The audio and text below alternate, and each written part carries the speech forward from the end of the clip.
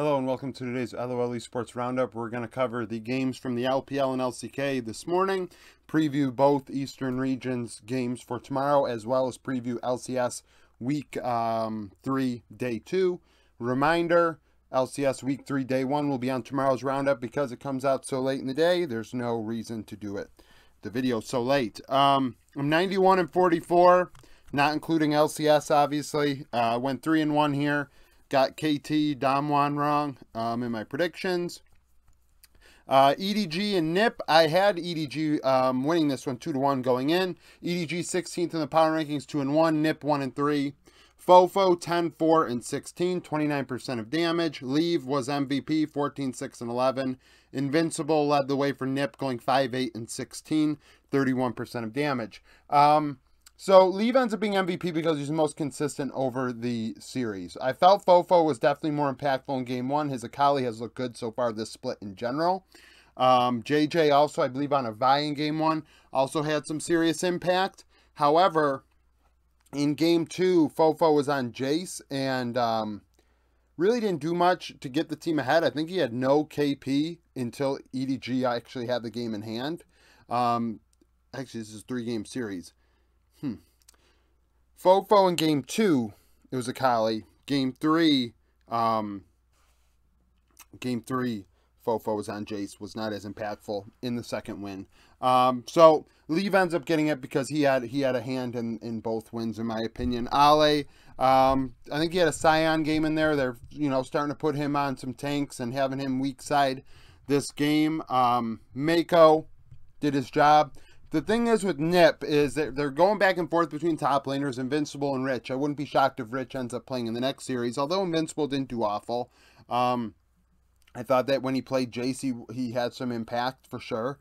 Pout played the whole series, and I do think they look better with Pout in there. Another good Silas game, for example. A young player that really doesn't have a lot of major region experience. When I did my roundup last week when we introduced Pout, there wasn't even a sample size of 10 games to even cite, right? He had not played 10 games in any region of importance. And he's coming from Turkey, I believe. I think he played in Turkey last year briefly. So it's definitely an interesting thing, situation to say the least. But he did his job. Fodic in their win had 15 kills on Zeri, 2 quadras. I mean, that's just incredible, right? So that was close to the record. I think the record's by Karsa or Kanavi was 17 last year on Viego. I think it was maybe Karsa. Once again, Fodic being impactful, right? So that's a deal. The reason why I didn't include Fodic on there is because he didn't deal the most damage. Usually the losing team, I have most damage dealer on there as the most impactful. RNG and JDG. RNG 18th, 1-3. JDG first, 3-0. JDG win this with ease. 2-0 Knight 11-4 21, 34% of damage, leading the way once again. LeBlanc and Jace. Kanavi 8-1 16. I think Sejuani and Elise. No, Silas. That stuck out to me. There's a second Silas jungle we've seen this year, and he did work on it. Kanavi once again picking different champions that are definitely off meta right now. We know Silas is strong, and we're surprised that only Meteor and Kanavi have played it. But Kanavi is one of those players that will pull it out. Gala 247, 37% of damage for RNG. So yesterday I cited Tangwan was going to start Game 1, and as far as I'm concerned, that lost them the series before it even began. Angel played in Game 2, but they put him on Akali, and that was destining him for failure. Looking at his Games of Legends stats, he actually has a negative win rate on Akali. It's one of his worst champions. So I didn't like that at all, frankly. They banned out the Cassidy. The Cassidy is his strongest, but he could have picked something else over the entire pick ban phase. So RNG, I think, are just completely lost, and honestly, spring may be over for them, in my honest opinion. Now 1-4. Sure, I think they'll still make playoffs. They're still good enough to beat the basement dweller teams, cellar dwellers, but when it comes to getting into the playoffs, unless Angel is actually playing all the games, they have no chance in hell. Tangwan just can't do it. Knight was MVP. Knight was super, super good. Kanavi was really good in game 1. Game 2, there were some moments that kind of made you hold your breath. Bot lane obviously beat RNG's bot lane. RNG picking Ziggs bot. Once again, another confusing decision as we see Ziggs kind of creep into the meta here. And I understand Ziggs has its purpose in game, but I just think these players just suck at playing Ziggs, and they suck at playing around Ziggs, and it just doesn't work. So JDG, quick work of RNG. As far as LCK is concerned, KT and D+, KT 10th in my power rankings, D+ 4th, KT Roaster 3-3, D+ Kia 4-2. KT win 2-1. This is a big win. KT starting to, right the ship here. HLE righting the ship, and I went over this last week. The LCK 4th seed, and with D+, honestly, it becomes the 3rd seed, because clearly Gen G and T1 are 1st and 2nd right now. It's musical chairs. Last year it was that way for sure. One team does good, then all of a sudden they do bad, and it's the next one, and it's just over and over and over again. And it's going to be, right now it's looking to be KT, D+, Sandbox, and HLE as the teams, and maybe even Bro even creeps their way in there if they can start beating some of these teams around them in the standings, which we'll get to because they have a series tomorrow morning. But bot lane was dominant, aiming 21, 2, and 7, 31% of damage. DK played 2 Caitlyn bot lanes, and the first one got ahead, but they just, in the end, Cuz was able to wash that out. Get a couple kills in bot lane for aiming in Lehens, and then, that wiped out the Caitlyn Lux advantage. And I thought Cuz really, really went after D+ hard in the Drake game. Even in game 1, when I say Drake game, he went and really emphasized, clearly they had a goal of, we are going to get Drakes on spawn. We are going to get these games to soul point before 25 minutes. Like game 1, they lost, but they were at soul point when they lost a Rift Herald fight that caused them, to lose the game. It started spiraling out of control after that. Showmaker on Victor was very good in that game. But after that, Cuz just continued to do the same thing, and they were putting themselves in good macro positions when it came to Drake, and got the bot lane in a good position. Keen had a solo kill in game 3, one lane against Kana straight up. Kana in game 1 also very good on the Jax. Keep that in mind. I won't take that away from him. Kana had a very, very good game 1. But in the end, I wouldn't say it was a jungle diff. I think some people are saying that. I just think Cuz, like Canyon, was more focused on ganking, and you even saw that in game 1, which is D+'s win. Like, they're giving Drakes, they're giving objectives away, but Canyon is going around the rift. He's going to top lane. He's going to bot lane. Like, he's making things happen, right? And he's not emphasizing we're gonna take these Drakes. We're gonna get people ahead. So when we have to fight, we're ahead, and that's what happened. But in games 2 and 3, it really didn't turn out that way for them. Mid lane BDD's Yone in game 3 was probably the best. He probably could have won MVP based on that Yone performance, but I felt Cuz in both wins had more of a role in that. So that's the thing there. Cuz 5-3-21. I don't know. I think I may have forgot to do that. Def 9-6-10, 31% of damage for DK. Nongshim and Genji. This was definitely one-sided. Nongshim 1-5, Genji 5-1. Second in the power rankings. Genji went 2-0. Game 1 was a complete blowout, and game 2 was very sloppy out of Genji, which I'm not going to condemn them for. T1 are doing the same crap, where, game 2, they're just kind of like screwing around, and allowed Nongshim back in the game, losing some key team fights in the mid game, but then Genji just kind of pull it out in the end. Chovy 11-2-6, 27% damage. I thought Delight was MVP, 1-3-18. His Ash arrows in game 1, getting them ahead in a very slow laning phase.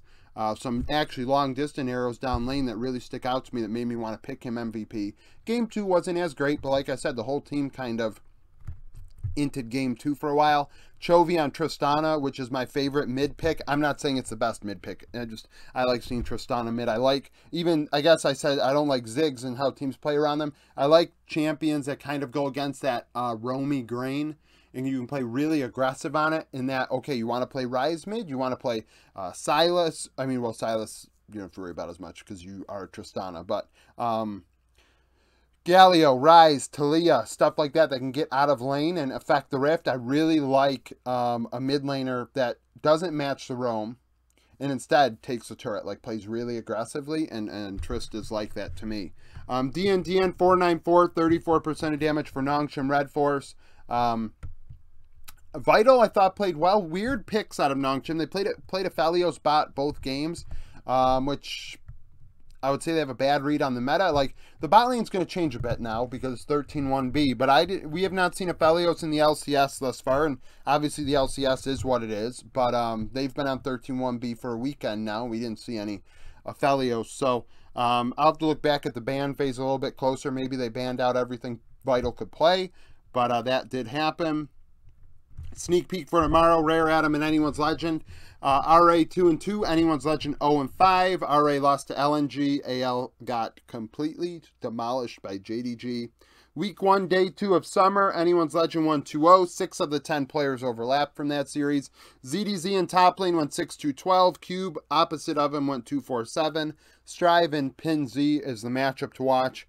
I mean, it's not a very entertaining series to think about, honestly.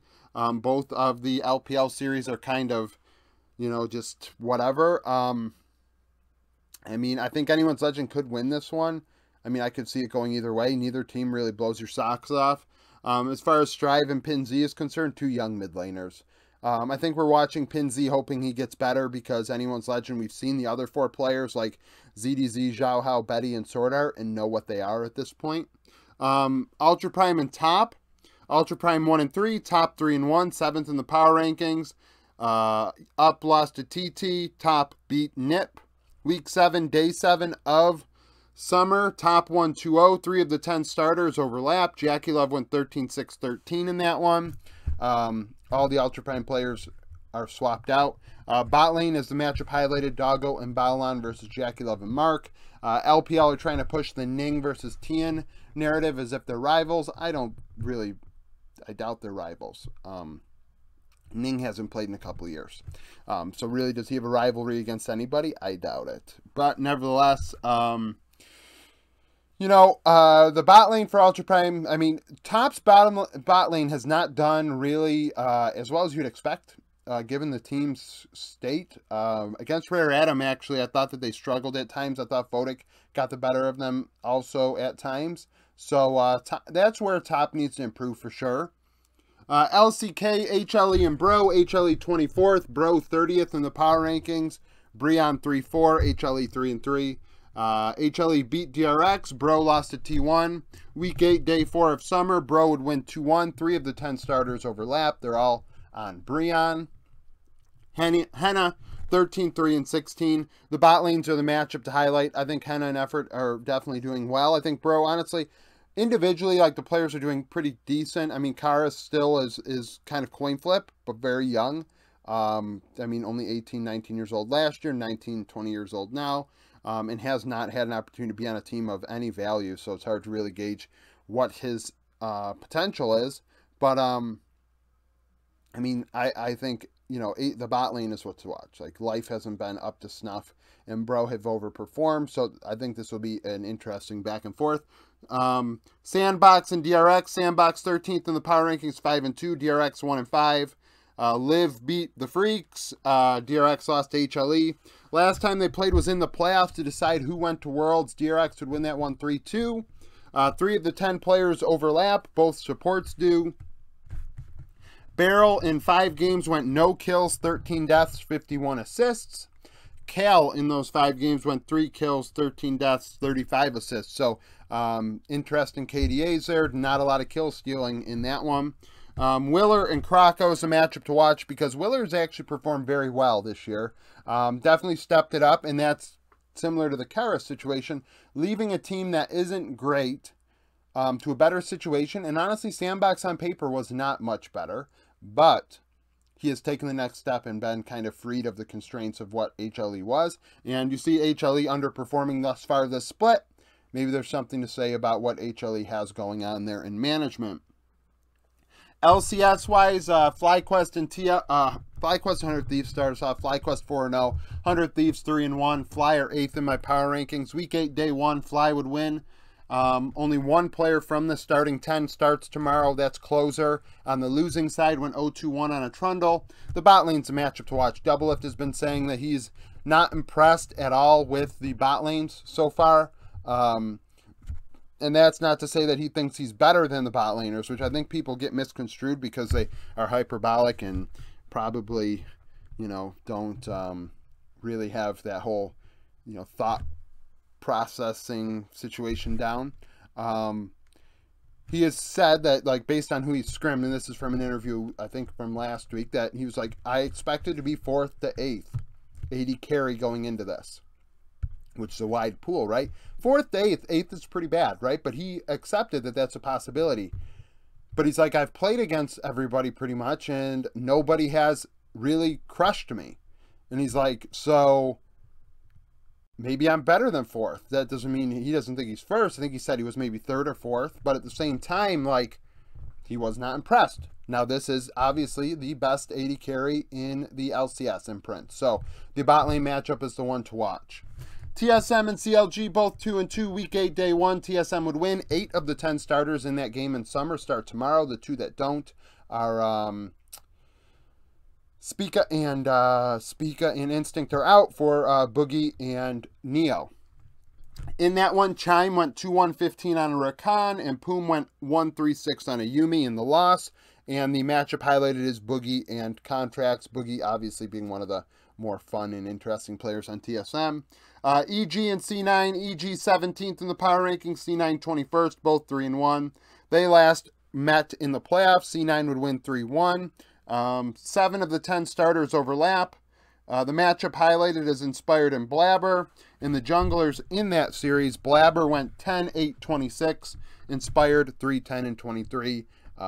Obviously, EG after that went on a loser bracket run, and we all remember how the playoffs turned out on that front. But making sure that this is good. This audio, it's been kind of late to figure out that the audio didn't work.